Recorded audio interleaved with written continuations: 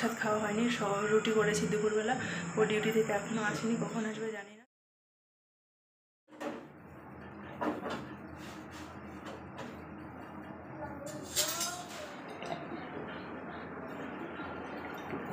কালকের জন্য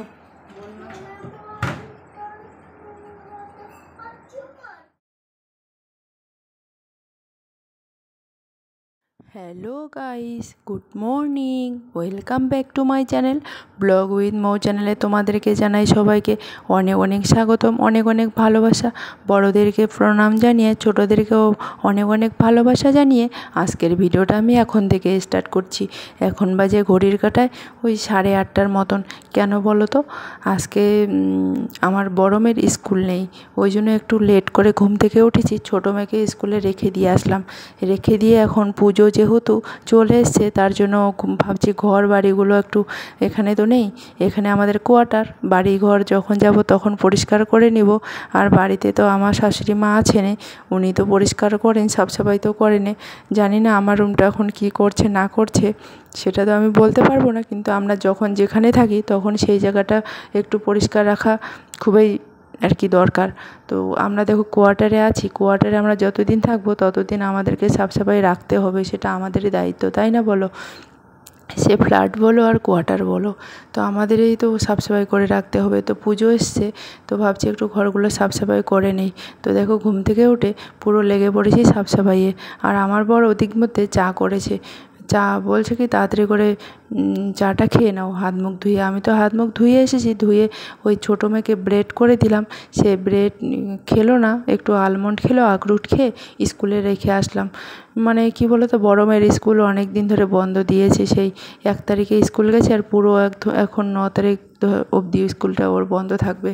তো স্কুল তো যাবে না, আর ছোটো মেয়ের স্কুল চলবে। তো মেয়েকে রেখে এসে পুরো এই কাজে লেগে গেছি, পুরো ঘর বাড়ি ঝাড়ার কাজে লেগে। আর বিছানাটা নিচে না অনেক দিন থেকে ভাবছি বিছানাটা নিজেও পরিষ্কার করব, ওই জুতোগুলো থাকে না ওখানে, সেগুলো পরিষ্কার করা আর হয় না। স্কিপ না করে পুরো ভিডিওটা দেখার অনুরোধ রইল। প্লিজ আমার ভিডিওটা একটুখানি সবাই দেখো, আমাকে একটুখানি সাপোর্ট করো। আর যারা নতুন দেখছো তোমরা চ্যানেলটা সাবস্ক্রাইব করে পাশে থেকো, যারা সাবস্ক্রাইব করে দিয়েছো তাদেরকে তো অসংখ্য অসংখ্য ধন্যবাদ। আর তোমাদের জন্যই সব কিছু, তোমরা এত এত আমাকে ভালোবাসা দেওয়ার জন্যে। প্লিজ আমাকে এভাবে ভালোবাসা দিয়ে যাও আর এভাবে আমাকে সাপোর্ট করে যাও, প্লিজ, তোমাদের সাপোর্টের খুবই দরকার। তো চলো, আজকে না ওই সকালবেলা 10টার সময় আমাকে নিয়ে গেছিলো ক্যান্টিনে। আমার বর বলছে চলো ক্যান্টিনে যাবে, বাড়ি যাবে, কী কী নিয়ে যাবে চলো। তো দেখো ক্যান্টিন থেকে অনেক কিছু জিনিস নিয়ে আসলাম, তো সেটাই তোমাদের সঙ্গে আমি শেয়ার করছি কী কী নিয়ে আসলাম। চলো দেখো, মানে আজকের দিনটা আমার এরকম হয়ে গেছে কি বলবো তোমাদেরকে, পরে বলছি, তোমরা আগে জিনিসগুলো দেখে নাও।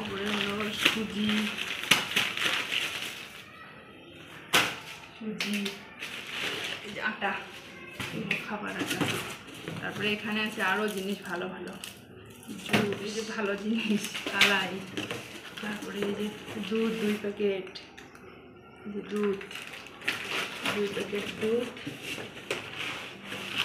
2 প্যাকেট, ছাঁচ,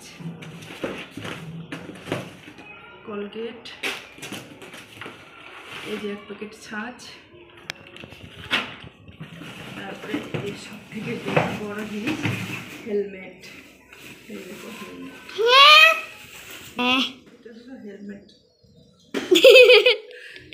দেখা যাচ্ছে, এটা হলো হেলমেট। বলো এটা हेलमेट কেমন হয়েছে বলো। आईडी कार्ड भी है इसमें? ID card? हाँ। इसको वारंटी कार्ड मतलब এটা হলো হেলমেটটা কেমন হয়েছে বলবে। হেলমেটটা আছে না আমার বাবার বাড়ি আমার বোনদের জন্য, ওরা বলছে একটা হেলমেট নিয়ে আসতে, ওরা পয়সা দিয়ে দিয়েছে। আজকে আর ভাত খেতে হবে না, কারণ ঘরে চাউল নেই, তো ক্যান্টিন ছিল বন্ধ, তার জন্য নিতে পারিনি। আর দেখো ছাঁচ কিনে নিয়ে এসেছি, দুধ কিনে নিয়ে এসেছি। এখন আমি ভাবছি একটু ছাঁচ খেয়ে নেবো, 2টা ছাঁচ আছে, আর 2টা ওই যে ক্রিম ফুল মিল্ক, এই দুধগুলো নিয়ে এসেছি। কালকে দেখো দুধ নিয়ে এসেছে, ভালো করে গরম করেনি, দুধগুলো দেখো জমে আছে, না দই হয়েছে নাকি, ফালতু দুধটা নষ্ট হয়ে গেছে। মানে ওর গ্যাস বাঁচানোর চেষ্টা খালি, মানে দুধটাও ভালো করে গরম করতে দেয় না, গ্যাস বলে শেষ হয়ে যায় ওর। আমি যদি কোনো কিছু করি তোমাদেরকে বলছি, তারাও আমি যদি কোনো কিছু করি গ্যাসের মধ্যে তো ফুট করে এসে গ্যাসটা বন্ধ করে দিবে। রুটি করবো, রুটি করতে গিয়েও গ্যাসটা বন্ধ করে দিবে এসে, জানি না কেন ওর গ্যাস বলে শেষ হয়ে যায়, এরকম করে ও গ্যাস বন্ধ করে দিবে।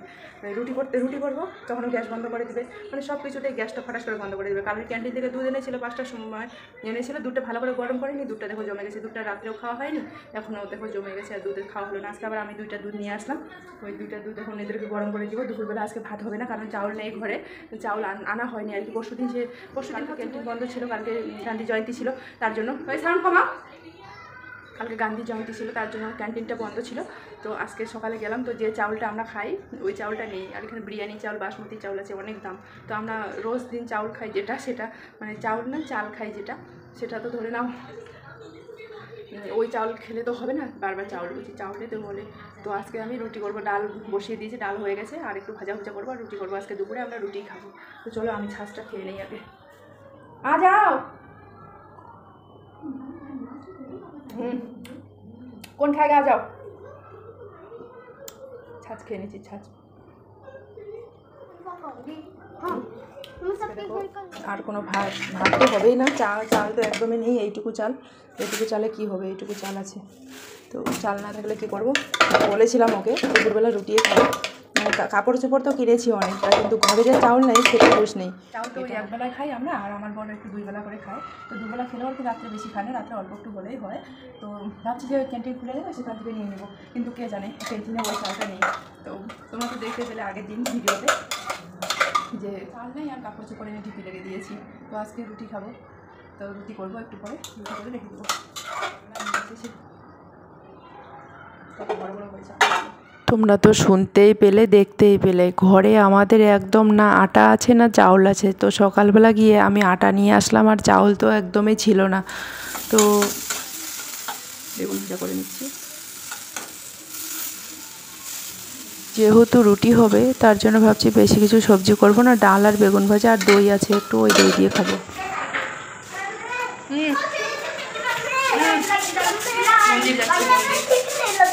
ठीक नहीं लग रहा। मम्मी अभी मैंने अपनी चॉइस बदलनी है। তারপরে সন্ধ্যার সময় রেডি হয়ে আমাদের ক্যাম্পের ভিতরে নবরাত্রি পূজা হচ্ছে। তো সেখানে সবাইকে যেতে বলেছে ফ্যামিলিওয়ালাদেরকে।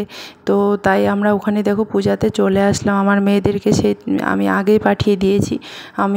আমি আরেকজনের সাথে ওই গেটের ওখানে গেছিলাম, মেন গেটের ওখানে দুধ নিতে।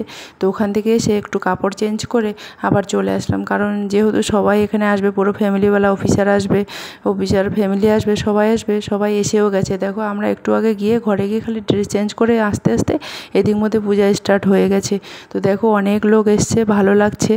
ক্যাম্পের ভিতরে এই ধরনের মানে 2বার করে হয়, একটা গণেশ চতুর্থীর সময় হয়, আর এটা হলো নবরাত্রির সময় হয়, আর দশমীর দিন এখানে বড় মেলা লাগে।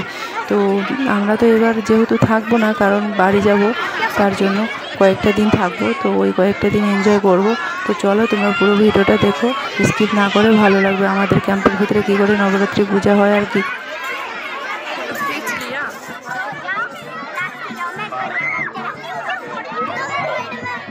আমাদের বাঙালির মধ্যে নবরাত্রি পূজাটা অত মানে না, আমি যেটা জানি।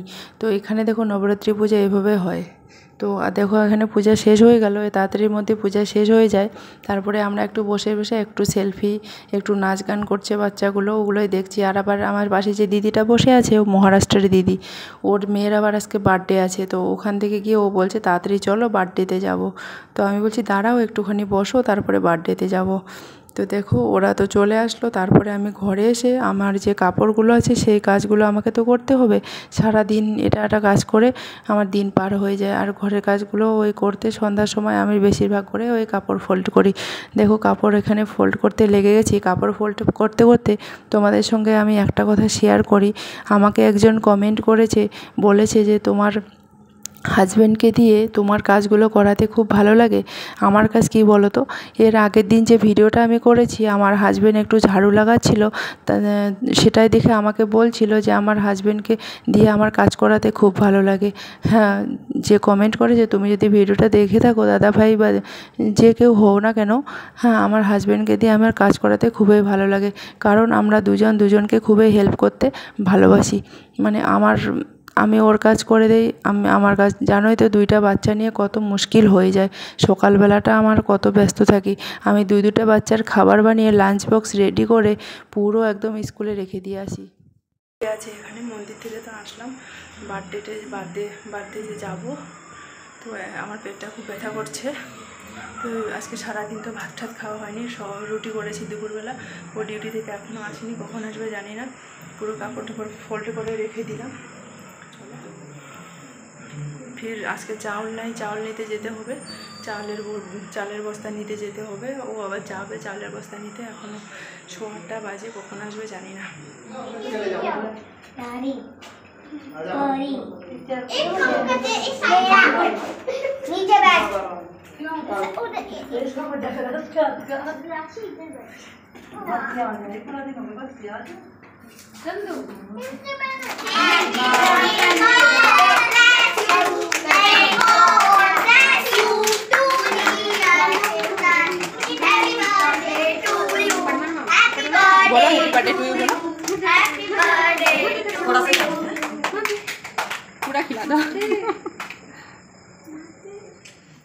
তো দেখতেই পারলে, একদিকে নবরাত্রি, একদিকে বার্থডে, আর একদিকে আমাদের ঘরে একদম চাল কিছু নেই। বিনা চাউলে আজকে আমাদের দিন পার হলো।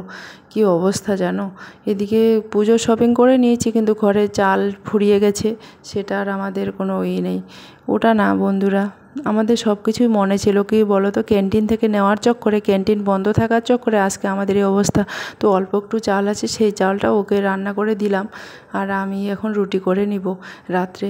তো দেখি আমার মেয়েরা রুটি খাবে কিনা, কারণ বার্থডেতে ওই কেক খেলো, একটু নমকিন খেলো। বার্থডে সেলিব্রেট করে এসে সোজা মার্কেটে চলে গেছি ওই চাল নেওয়ার জন্য। ও ডিউটি থেকে আসলো সেই 8:30 পৌনে 9টার দিকে।